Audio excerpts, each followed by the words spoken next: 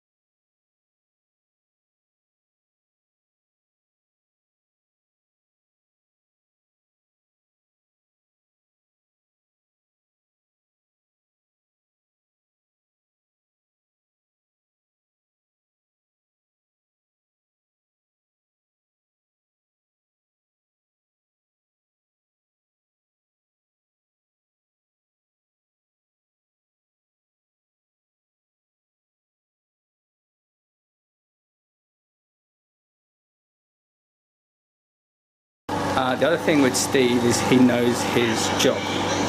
He gave me, I hope you can hear me over this noise in the background. He gave me a whole load of good advice, and a lot of questions I asked him I knew the answers to, and just to confirm he knew his stuff.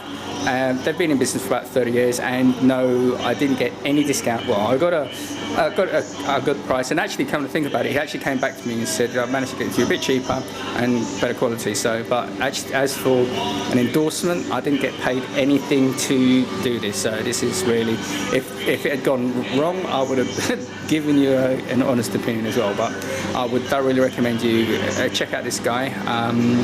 I booked an appointment, I was in and out in 20 minutes. It's done. Albeit he did put the tyres on already, mounted, ready to do. I will tell you another story, another time, of how I had to wait 3 hours to get my tyres done for a Neon at Canadian Tire. It took me 3 hours. I'm not going to tell you about that. Oh, well, I will do, but not at the moment. So, today I'm going to show you a few bits and pieces on the wheels. They're a smaller offset.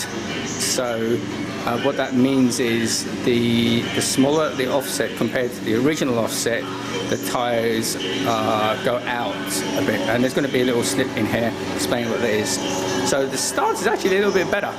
Not too much a difference on the back, but the front looks a nicer stance, and I'll show you.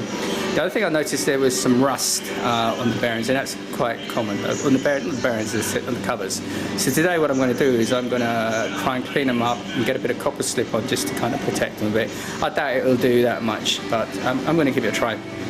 So I hope you enjoy watching the show, and stay tuned, don't go away. These were my original BMW wheels.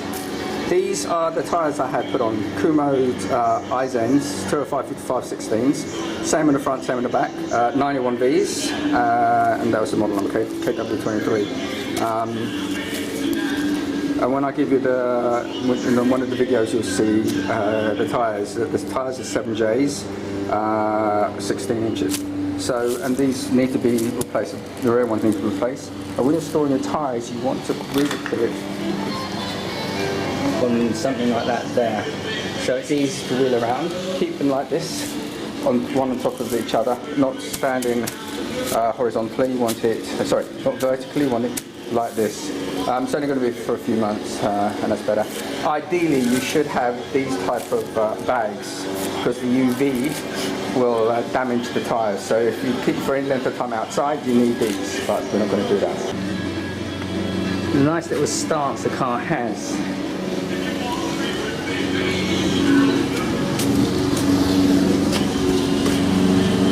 See, got that there. It's a nice little stance.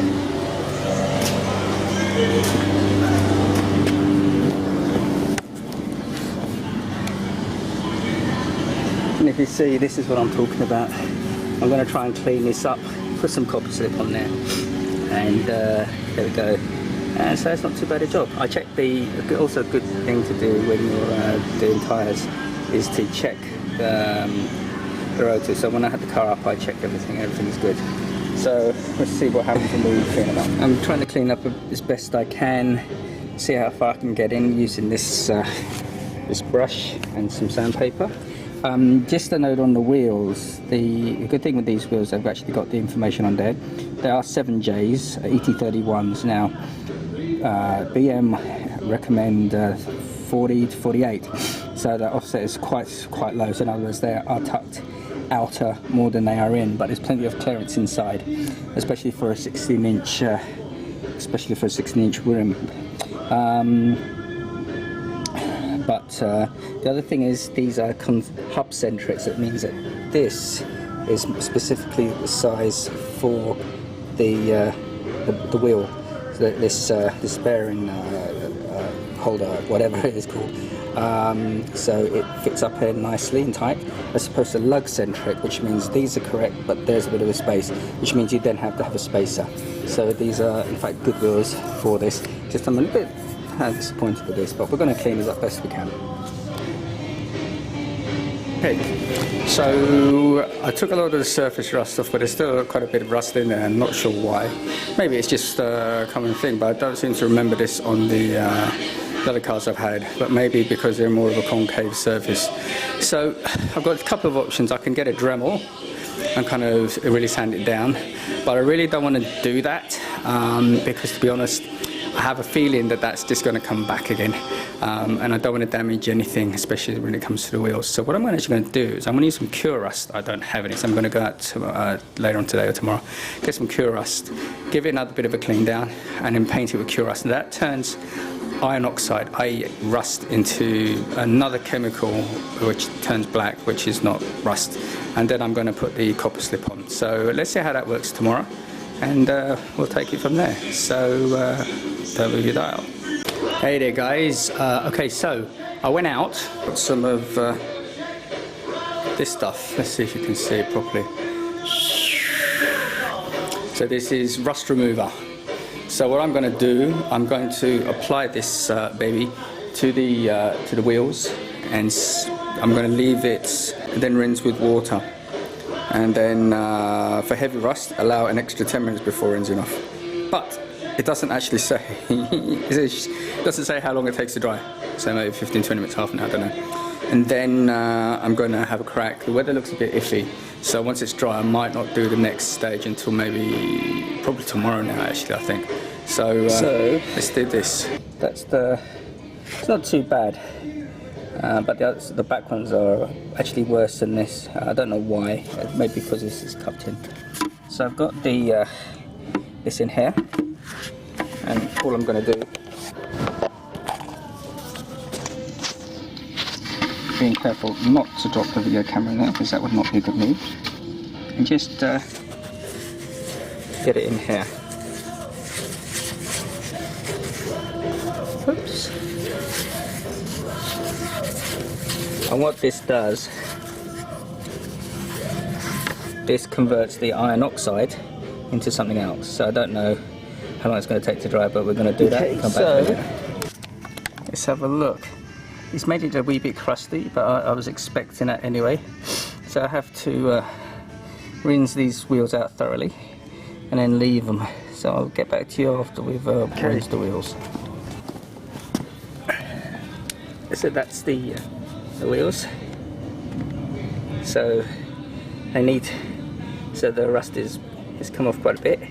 So what we need to do now is leave it to dry, and then I'm going to put a primer paint on it. I'm not going to use that copper slip as I was going to, because obviously it's going to get washed off at some stage. So instead, after you saw from the last bit where I put the rust killer to Cure Rust, or whatever it's called, to convert the rust into, I think it's zinc oxide, which is the black stuff, and it looks like it's held quite a bit. I'm going to clean the dust out of that because I've been driving around for a little bit. It's nice and well and dry, and I'm going to use this rust killer primer. So this is actually a paint on like a silver colour paint. It's a primer, and it's also got some more kind of rust killer in there to help. So, and if that looks good, I'm going to leave as is. Possibly on the rear wheels there's like a circlip over like the hub. I'm probably going to put some of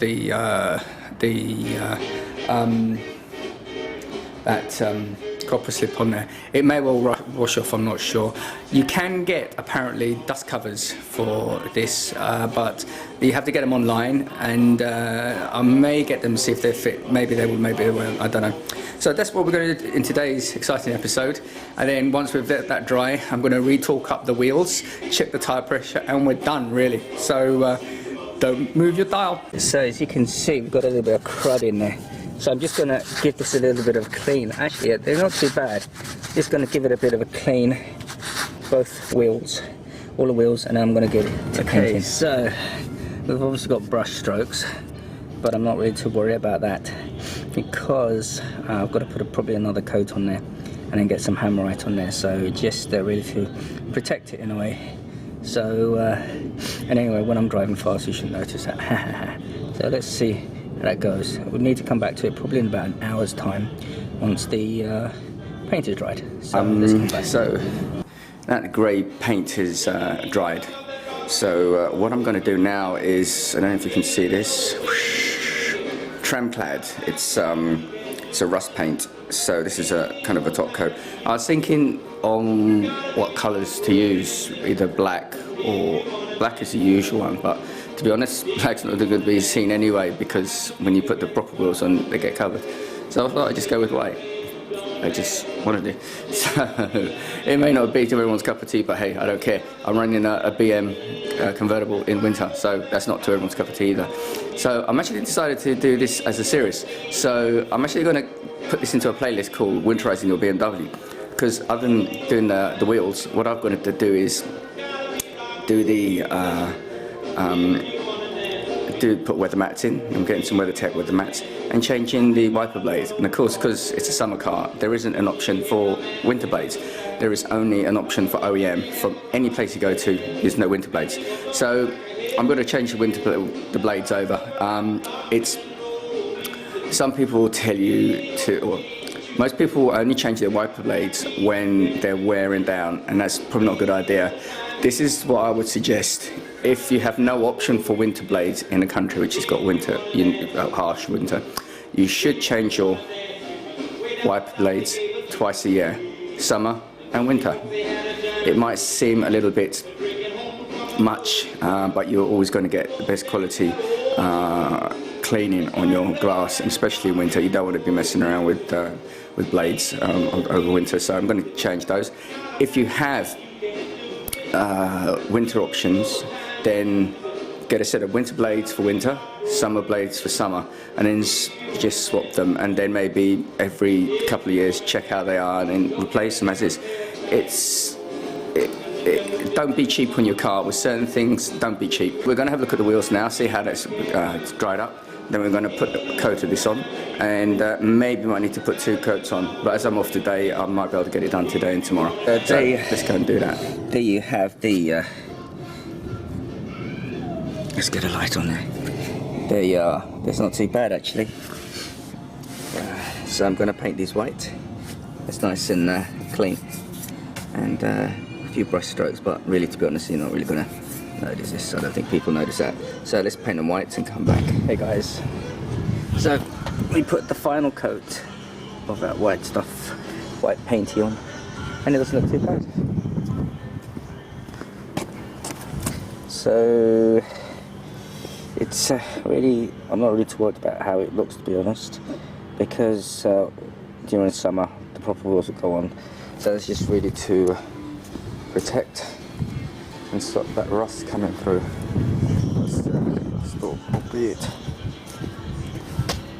So yeah, I don't mind. Okay, impartial. That's what I was looking for. Impartial review, and absolutely excellent. So there'll be some more information down there on Mike Vales. So please feel free to hit them up.